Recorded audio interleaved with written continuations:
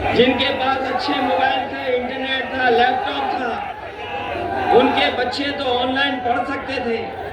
हमारे नौजवान जानते होंगे आजकल बहुत सारी पढ़ाई, बहुत सारी जानकारी, बहुत सारी सुविधाएं ऑनलाइन हैं। हमारा गरीब कहां से इंतजाम करेगा? इसलिए जिस तरीके से समाजवादी सरकार में हम लोगों ने गरीबों को लैपटॉप बांटने का काम किया था, जो आज भी चल रहे होंगे, इसलिए गरीबों को न केवल सरकार की कामकाज से जोड़ने के लिए बल्कि डाटा की फ्री सुविधा देने का काम भी हम लोग समाजवादी सरकार में करेंगे। ये हमारे नौजवान जिन्हें मैं देख रहा हूं, बड़ी संख्या में नौजवान आए हैं और ये नौजवान इतने हैं कि मैं देख रहा हूं चारों तरफ हमें नौजवान किसानों के साथ दिखाई दे रहे हैं।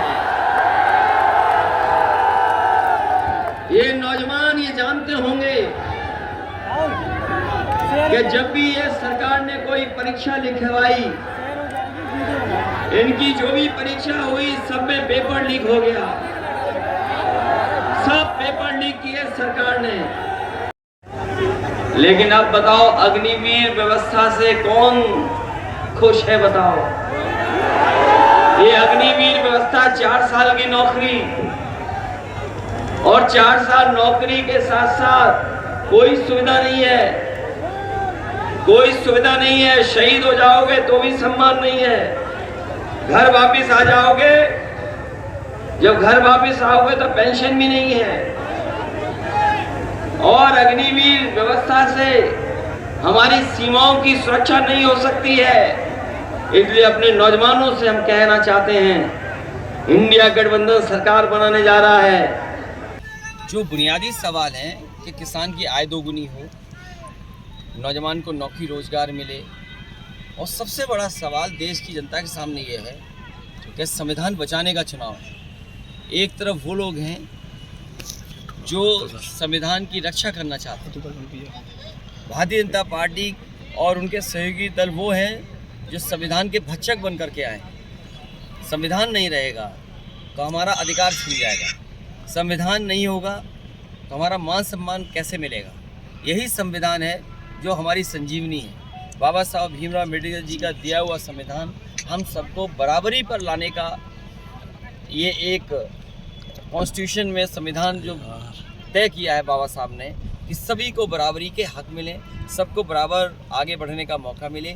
लेकिन ये भारतीय जनता पार्टी जानबूझ करके इस कोशिश में है कि संविधान को ख़त्म कर दें, नया कोई संविधान बनाना चाहते हैं। लेकिन जनता इस बार तैयार है, जो संविधान बदलना चाहते हैं उन लोगों को जनता बदल देगी। केशव प्रसाद मौर्य पहुंचे थे वहां पर और कहा कि समाजवादी पार्टी जो है अब समाजवादी पार्टी बनने की लगातार अटैक कर रहे हैं। कल आप नामांकन ये सब डायलॉग पुराने हो गए। ये घिसे पिटे डायलॉग चाहे दिल्ली वालों के हों, चाहे लखनऊ वाले को हों, और चाहे ये जिन्हें कोई सम्मान सरकार में नहीं मिल रहा वो हैं, तो ये घिसे पिटे डायलॉग कोई सुनना नहीं चाहता। ये थकी हुई कहानियों को कोई सुनना नहीं चाहता है। जनता बदलाव के लिए तैयार है और समाजवादियों ने कहा है कि जो विकास समाजवादी सरकार में हुआ था, चौड़ी सड़कें होना, पुल बनना, इस कासगंज एटा में बिजली के सब स्टेशन सबसे ज़्यादा बने, एम्बुलेंस जनता को दिया, पुलिस को 100 नंबर दिया, इस सरकार ने सब खराब कर दिया। कभी आप सोचिए, एटा में लगा हुआ बिजली का कारखाना अगर आज लग गया होता तो क्या आपको और हमको इतना बिजली का बिल देना पड़ता? ये वो सरकार है जिसने जानबूझ करके समाजवादी सरकार में काम जो हो रहे थे उनको रोका है। अभी कुछ दिन पहले बिल गेट्स और प्रधानमंत्री जी ने बात की और कहा कि भारत में जिस तरीके से डिजिटल डिवाइड हो रहा है उसकी भरपाई कैसे हो। कम से कम समाजवादियों ने गांव-गांव लैपटॉप बांटे थे, उससे हमारे गांव गरीब के बच्चे कुछ आगे बढ़ रहे हैं, कुछ उन्हें मौका मिल रहा है। और आज अगर आप गूगल करेंगे तो कई अमेरिका के शहर हैं जहां पर गरीब बच्चों को लैपटॉप दिया जा रहा है। सोचो, कभी समाजवादियों ने 7 साल पहले दिया था। इनका जो मोबाइल है वो पता नहीं कहाँ का, किस क्लास का है, कोई 3rd क्लास भी नहीं है वो। तो इसलिए न ये शिक्षा में काम कर रहे हैं, न नौकरी रोजगार की बात कर रहे हैं। सोचिए, 60 लाख बच्चों का भविष्य इन्होंने डुबा दिया। 60 लाख बच्चों को नहीं, इन्होंने नौजवानों की 1/3 जीवन बर्बाद किया है। इन बीजेपी के लोगों से पूछिए कि तुमने नौजवानों का 1/3 जीवन बर्बाद कर दिया। जिन्होंने अच्छे दिन कह करके वोट दिया, सबका साथ समझ करके वोट दिया, उनको ये धोखा मिला कि 60 लाख बच्चे परीक्षा लिखे और परीक्षा कैंसिल हो गई। अगर 60 लाख के बच्चों के हम माँ बाप को जोड़ दें तो एक परिवार में 3 वोट नाराज हुए हैं जो सरकार के खिलाफ मतदान करने जा रहे हैं। अगर पूरे प्रदेश का हिसाब लगाएं तो 60 लाख गुणा 3 1 करोड़ 80 लाख, और यही 1 करोड़ 80 लाख अगर हम भाग दे दें 80 लोकसभाओं से तो 2,25,000 वोट हर लोकसभा में भारतीय जनता पार्टी का कम हुआ है। और जिस तरीके से समाजवादी पार्टी ने अपना टिकट वितरण किया है और सबको साथ लाने की कोशिश की है, बीजेपी घबराई हुई है। और एटा कासगंज में तो आप जानते हो 10 साल से सांसद हैं, उनका हिसाब किताब क्या है? पूर्व सांसद वो ने देंगे पार्टी हिसाब छोड़ी अपना है। कि नहीं देंगे? और इस बार तो देवेश के समाज के लोग और इनके साथ जो पीडीए परिवार जुड़ा है, लाखों लाख वोटों से बीजेपी हारने जा रही है। भैया दूसरा चरण आज हुआ है। आपके जो अलीगढ़ से प्रत्याशी हैं विजेंद्र सिंह, वो रोते हुए नजर आए थे कि प्रशासन पर्चियां नहीं पहुंचा रहा है। देखिए ये सरकारी तंत्र यही काम करता है, जी पुलिस को आगे कर देगा, लेकिन पुलिस वाले इस बात तैयार हैं कि अगर अग्निवीर 4 साल की नौकरी है, कहीं इनकी हो गई 3 साल की नौकरी, तब क्या होगा?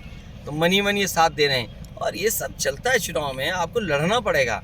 और मुझे खुशी है इस बात की कि दूसरे चरण में भी साइकिल बहुत रफ्तार से चल रही है, इंडिया गठबंधन बहुत आगे बढ़ रहा है। पहले चरण की स्थिति पे आपने मंच पे कहा कि पहला चरण से पश्चिम से जो हवा चली है, पश्चिम से हवा चली है जी, उसका रुझान आपको बीजेपी के नेताओं के भाषणों में दिखाई दे रहा है। जी। जो रुझान है उसी ने भाषा बदल दी। मंगलसूत्र वैसे ही आया क्या फिर?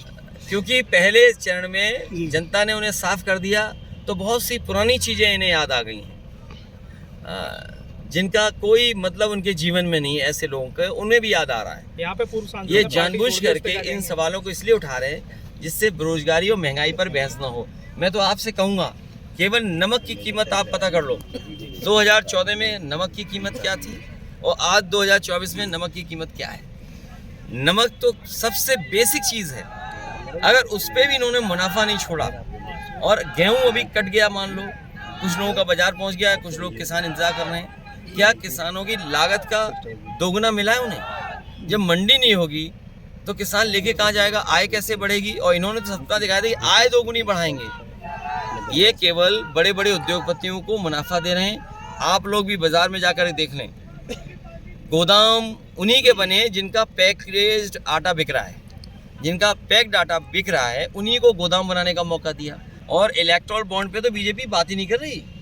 इलेक्ट्रॉल बॉन्ड की बात जैसे ही उनसे पूछोगे उन्हें इलेक्ट्रॉल याद आ जाता है, उनके होश उड़ जाते हैं। भैया सूरत पे बीजेपी के लोगों के जैसे इलेक्ट्रॉल बॉन्ड पे बात करोगे तो उनके होश उड़ जाते हैं, और इस गर्मी में उन्हें इलेक्ट्रॉल याद आ जाता है। भैया सूरत पे क्या प्रतिक्रिया है? क्या हुआ? सूरत पे जो देखिए, अधिकार छीना है, ये अधिकार जो छीना है जनता और सीटों पे जवाब देगी। पूर्व सांसद जी जो पार्टी छोड़े गए हैं उसमें आपका क्या कहना है? जीतेंगे वो भी वापस आएंगे।